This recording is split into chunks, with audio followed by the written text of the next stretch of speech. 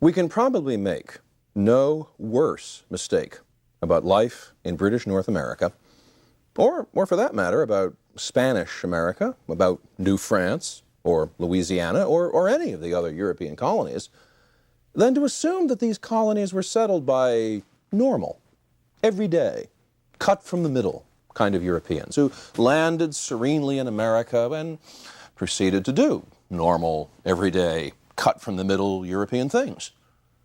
In the first place, there was no single pattern that governed how Europeans extended themselves to North America. Virtually all of it happened by fits and starts, without any coordination and, as we've already seen from some of the results, without much in the way of forethought for how it was all going to unfold.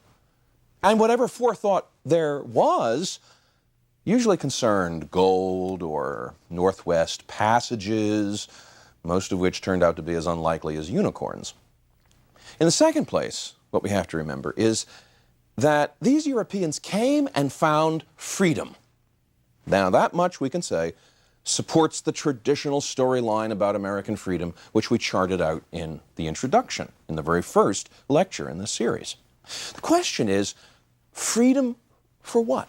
Freedom, in most cases in North America, meant simply the absence of restraint, a vacuum of control, because no authorities in England or France cared enough or were close enough to maintain the kind of control they exercised over their people in Europe.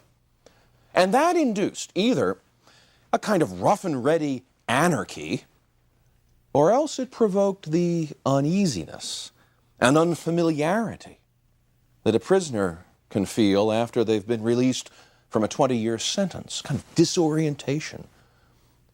You know, the world has changed tremendously. They look around themselves at an unknown environment, and it's very difficult to cope. So instead of being happy at being in freedom, they're actually a little nostalgic for the place they just spent 20 years in. So on the one hand, you find hard-bitten entrepreneurs like William Claiborne, who set up his own trading colony on Kent Island in the Chesapeake Bay in 1631. Even fitted out his own miniature navy in the bay to contest Lord Baltimore's claim to all of Maryland. Or you find recluses like William Blackstone, a Puritan minister, left England on his own hook in the 1620s, built himself a house on the future site of Boston, and was living there in splendid isolation with his books when the Winthrop fleet came bobbing into Massachusetts Bay. Then, on the other hand, you find the idealists who were determined to impose even more order and control on their colonies than England had ever dreamt of. Penn, who wanted a colony that behaved like a Quaker meeting. Winthrop, who wanted Massachusetts to behave like a Puritan monastery. And the Georgia trustees, who wanted their settlements of debtors and beggars to be run like a homeless shelter. Now, the third thing we need to remember is how very unusual these particular Europeans were. No middling or prosperous Englishman sitting comfortably by a normal English fire would choose to throw it all up and take ship for Jamestown. And those middling English who did throw it all up and come to America were, like John Winthrop, far from what the rest of England considered normal. This left most of North America to be settled by something entirely different than the normal, middling, cut-from-the-middle Englishman. Instead, it's settled to a large degree by the unwilling, like convicts and prisoners of war, by the unskilled, the unemployed and the underemployed who circulated around the roads of England in the 1600s in droves, looking for work, and who simply expanded their wanderings to include America. And you find in America the debased and the dispirited who had simply run out of options in life and had nowhere better to go. Even Puritan New England, once you pushed through the crust of Puritan idealists on the top of Massachusetts society, even Puritan New England turns out to have its full share of opportunists, conscripts, and rascals who frequently drove John Winthrop over the brink of fury. And all of these colonies invented a kind of institution which was hardly seen at all in Europe. They created elected legislatures. These legislatures were not large, they were not professional, and they met on such a short calendar that the typical colonial legislature passed only about 3 bills per year. But none of them had been sanctioned by the Crown or by Parliament. None of them even had the slightest standing in English law, yet there they were. They levied taxes, they raised militias, they paid the governors sent out from England, and they behaved as though they were regular little miniature parliaments of their own. And it's probably the most telling evidence of England's benign neglect of its colonies that nobody in England thought it was worth England's while to disband these legislatures or assemblies or councils, or to contest the authority that they claimed over the inhabitants of the colonies. That would have forced the government in London to do something. And take it as one of my laws of life that you will find that people always find it easier to do nothing than something. And so for the government in London, nobody in London wanted to exert itself about governing the colonies because nobody in London was eager to pay the bill for all of that. So the colonies in North America got freedom, but not freedom in any fashion that anyone had expected. And yet, if the initial experience of colonization was one of disorder and disorientation, rather than some kind of cheerful and optimistic effort to advance into the future, that disorder and disorientation did not last for long. As we move into the 1700s, the British colonies begin to stabilize. Mortality rates begin to drop. Trading networks are established. Towns and cities spring up with a life of their own. But, and this is the last twist on our expectations, that is precisely the moment when these new Americans turn not to creating a new kind of society in the wilderness with their trade and their cities. This is exactly the moment when Americans do their best to recreate the societies they'd left behind in Europe. The experience is a little like the settlement of the American West in the late 1800s. The first wave of settlement is wild and anarchic. People are gunning each other down in the streets. It's high noon. But once enough growth has taken place, settlers immediately begin trying to replicate the civilization they had left behind. In the Old West, they tried to recreate the world of the Old East. And as the North American colonies passed beyond their Wild West stage, they gradually began to yearn for the orderliness and comfort and respectability of the England that they or their parents or their grandparents had left behind. So in Virginia, once Virginia society has stabilized, instead of creating something entirely, completely, and radically original to America, they begin to establish local jurisdictions based on the English county system, and with them, county courts. They divide their counties into parishes, just like England, and paid to build and establish the Church of England as the official church of these parishes, just like England. And they would pride themselves on dressing just as England dressed, importing English books, or circulating newspapers that reprinted English news, establishing English institutions, developing English trade, reproducing the English class structure. And not only would these colonies come to look more like England than ever before, they would in the process come to look more like each other. Setting a freebooter from the Chesapeake alongside a Puritan from Massachusetts Bay in 1630 would get you a study in stark contrasts. Setting a merchant from Philadelphia and a merchant from Boston side by side with a merchant from London in 1764 would have you puzzling which was from where? None of this development and convergence would have been possible without one key factor: cheap labor. In England, wealth and status were based upon land, because England was small and land was expensive. And the more you had of this small-held commodity, the more you were guaranteed riches and influence. What was plentiful in England were people. In 1688, one of the pioneers of what we would call social statistics, Gregory King, estimated that there were 2.6 million people in England who could be said to be increasing the wealth of the kingdom by their productivity or the productivity of their land.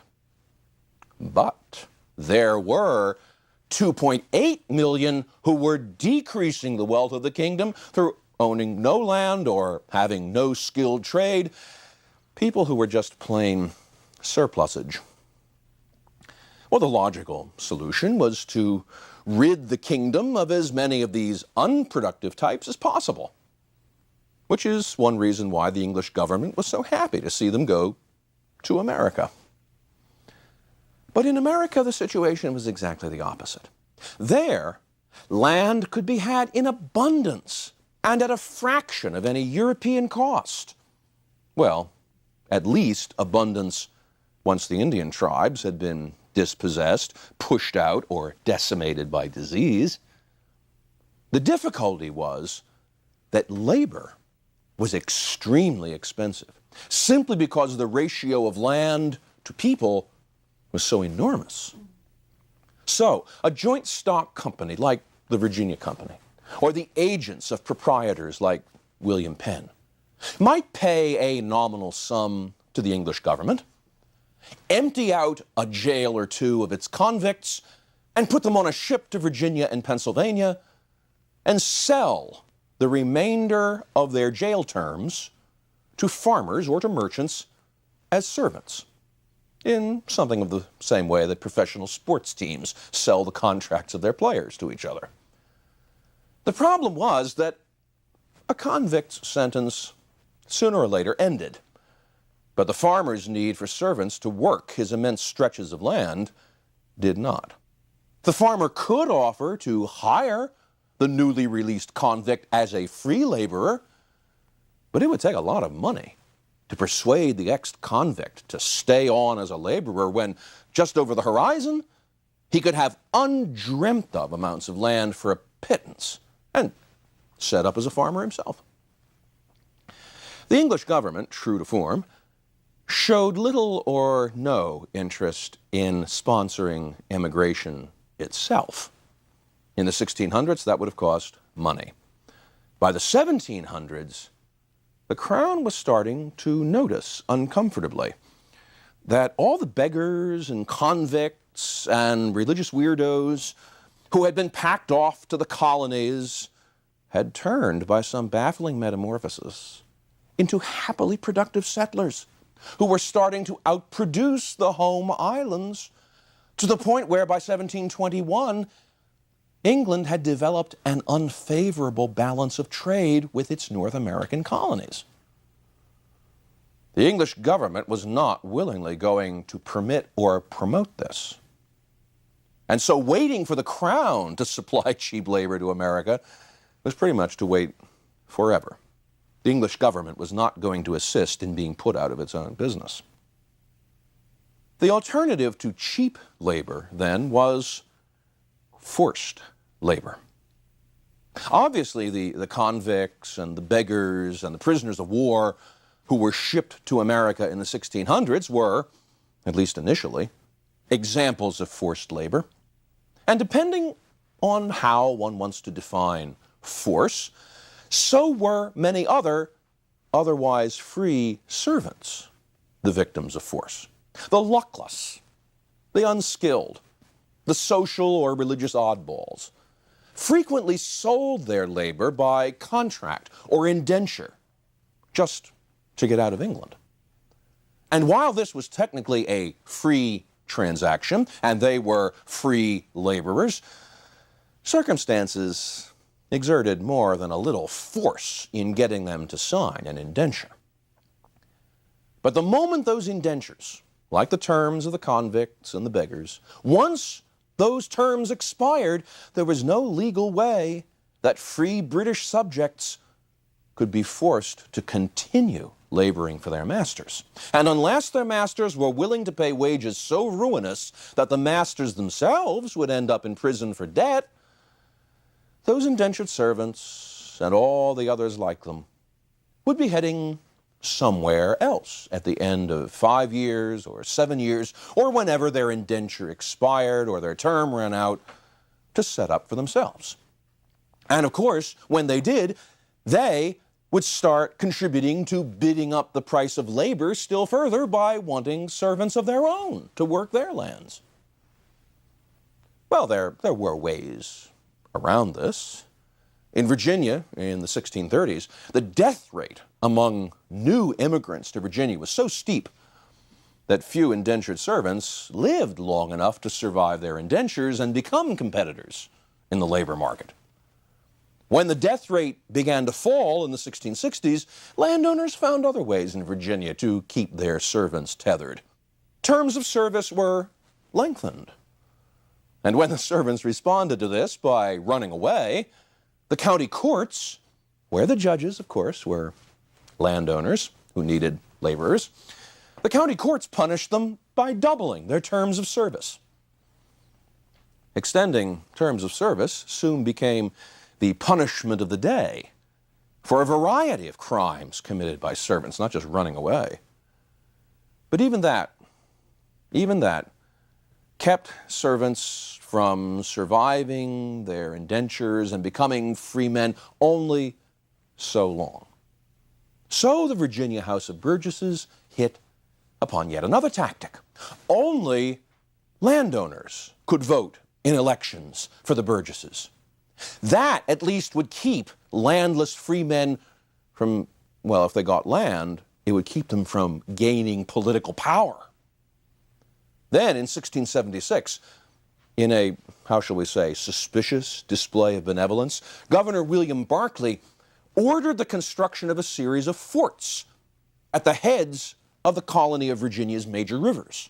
Not only would this protect settlers from Indian raids, but it would also keep back rambunctious Virginians from provoking those raids in the first place by trespassing on Indian land. Well, this pleased the planters in the House of Burgesses. Not only would it guarantee peace for them to raise tobacco, but it would deprive the landless freemen of new land to settle, and so force them to accept whatever work as laborers the planters wanted, and at whatever rates of pay. The result, however, for the planters, was the worst of all possible endings. Enraged and landless freemen made their own wars on the Indians, and then, under the leadership of Nathaniel Bacon, a rabble of the basest sort of people whose condition was such as by a change could not admit of worse, took over Jamestown. Governor Berkeley fled to the eastern shore, while Bacon's rebels proceeded to plan new wars against the Indians and to divide up the estates of Governor Berkeley's supporters. Happily for Berkeley, Bacon died of a bloody flux in October of 1676, and his rebellion fell apart. The lesson the planters learned from this was that indentured servants eventually become rebels. And so after 1676, Virginia's planters began turning increasingly to a form of forced labor which would never have the chance of turning into Nathaniel Bacon's rabble. And that form of forced labor was slavery. Virginia had not turned at once to slavery when its labor crunch began, because before the 1680s, it simply was not profitable enough. The death rates that killed servants before their indentures ended also killed the planters, and the cost of a lifelong interest in a slave was prohibitive, when lives were not likely to be that long. But once the death rates had leveled off, and once it became clear that indentured labor was a recipe for political turbulence, planters in Virginia, the Chesapeake, and Carolina found that the cost of slaves was becoming, surprisingly, and increasingly competitive with the costs of servants. And to make things easier for them, the Spanish, the Portuguese, and the Dutch had already established a transatlantic trade in African slaves, which could be easily diverted to markets in North America. In time, the British colonies developed their own slave trading industry, with its notorious middle passage between Africa and the West Indies, and its principal base at Newport, Rhode Island. In Europe, slavery had died out during the Middle Ages, but it was rediscovered by the Spaniards and the Portuguese as they began their first tentative explorations down the west coast of Africa in the 1400s. Soon, Portuguese, French, Dutch, Danish, and English slave traders were all aggressively poaching on the West African coast, supplying themselves with slaves either by armed capture or by purchase from a variety of West Central African power brokers who used slaves as a principal article of commerce amongst themselves. And after the 1670s, enslavement, especially in the southern colonies, became an attractive option for labor-starved planters. Slavery was, after all, permanent. Legally speaking, it was passed through slave mothers from one generation to another. Slavery also imposed a kind of social death on slaves from birth and eliminated them from all role in the legal or political life of a colony. Above all, slavery was total. The slave had no identity apart from the one conferred by the slave owner. Slave had no rights to owning property. A slave had no rights to protection of the laws. A slave had no right even to form a legally recognized marriage. No right to resist the will of the master at any point. What made African slavery the preferred form of enslavement was color. One reason why the British colonies turned so slowly to slavery was the fact that enslaved Englishmen or Irishmen or Scots or enslaved Indians might always escape, and, when they escaped, defy capture by blending easily into the surrounding white or Indian society in the colonies. The black African, however, could not. And so enslavement quickly became race-based as a way of color-coding potential runaways. The problem with enslavement was that enslavement was a violation of everything in the way of freedom that white Europeans hoped for themselves. So slave owners eventually dropped this pragmatic justification for enslaving only blacks and began devising fantasies about racial identity and racial inferiority, which would appear to make black enslavement normal and justified in ways that would never be if it involved other races. And so began the embarrassing American preoccupation with not only race, but racism. All told, something like 11.5 million blacks were ripped away from Africa by the combined efforts of both Europeans and their fellow Africans and Arabs of North Africa. And they became the new labor force of Europe's American colonies. Of these, some 40% were swallowed up by Portugal's single great colony of Brazil, while Portuguese slave ships accounted for about 3/4 of the slave-carrying trade throughout the Western Hemisphere. The other half of the slave population went to the French, English, and Spanish islands of the West Indies, to work the vast and lucrative sugar plantations of the Caribbean. Curiously, less than 10% were sent to North America. As it was, though, even this comparatively minimal investment in slavery soon became the underpinning of the North American colony's economy. The forced migration of black Africans as slaves outnumbered European emigration to North America in all forms until as late as the 1840s. In fact, North America's black slaves increased at a greater rate than the white European population in every decade but two from 1650 until 1870. Black slaves became the most common and movable form of capital investment in British America. And overall, more blacks than whites worked in colonial agriculture, cleared more colonial land than whites, and produced more goods for trade with Great Britain than whites. Nearly 80% of the exports of British North America were agricultural goods grown by black slaves. Even colonies where black slave labor was at a minimum, in the mid-Atlantic and in New England, nearly half of the exports from those colonies were dependent on markets in the slave-owning colonies.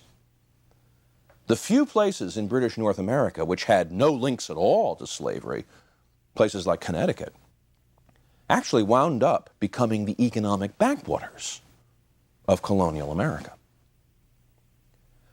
Painful as it frequently is to acknowledge it, black slavery dramatically remade both the economic and social world of Virginia and eventually all the British North American colonies after 1680. Slave labor, by becoming profitable to longer-lived white planters, finally brought the southern colonies a stability which indentured servant labor had not.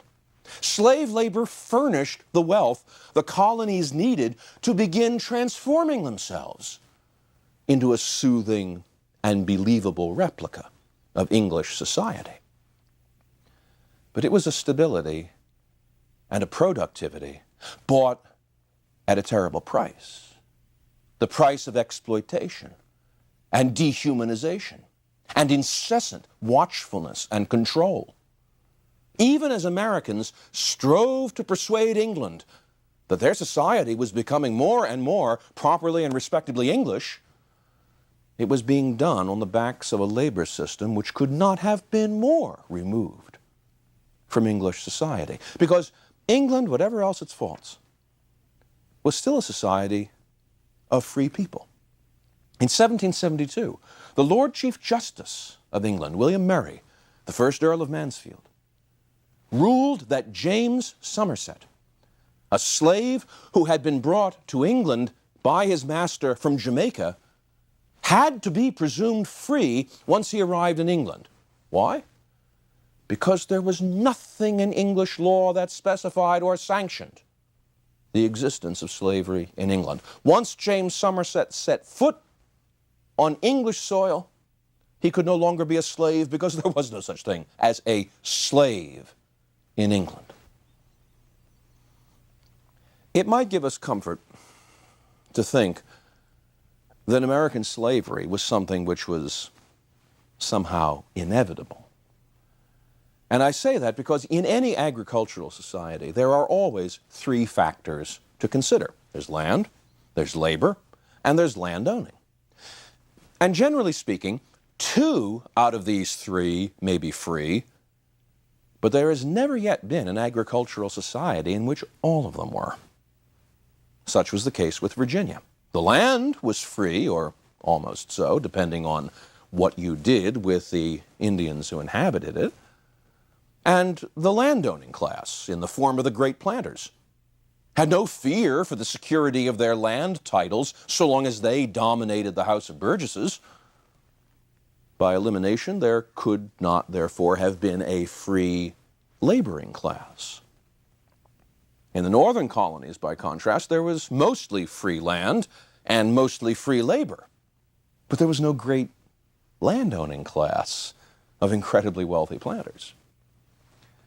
But that suggests inevitability. It suggests determinism. And slavery was not the necessary answer, much less slavery based on the wholesale, compulsory removal of Africans to become slaves in America. And it is the inhuman legacy of that self-conscious economic decision which haunts modern America with its most horrendous moral inconsistency.